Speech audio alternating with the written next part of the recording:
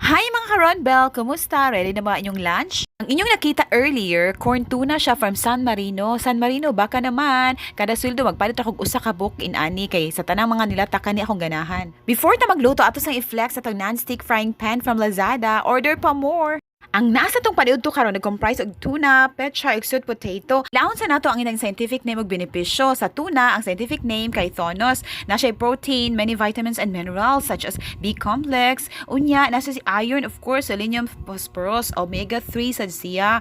Unya, sa pechay, Tagalog na siya, in English, snow cabbage or Chinese chard or Chinese white cabbage. Ang scientific name niya kay Brassica rapa. Pechay kay strong in essential vitamins and minerals yan, low-calorie vegetable that is rich in vitamins, minerals, and antioxidants. Yeah, keep blood sugar levels in a healthy range. Of course, like others, kay high in fibers and siya. Lastly, ang sweet potato, ang scientific name ay Pomoya batatas. Ang benefits niya kay great source of fiber, vitamins and minerals, promote gut health, cancer fighting, support vision, enhance brain function, support your immune system. Yeah, excellent source of beta-carotene. Presenting our lunch for today, ang boiled egg pagbuntag, ako lang ibutang. Enjoy! Happy eating! Mao kini ang Ronbel Gums!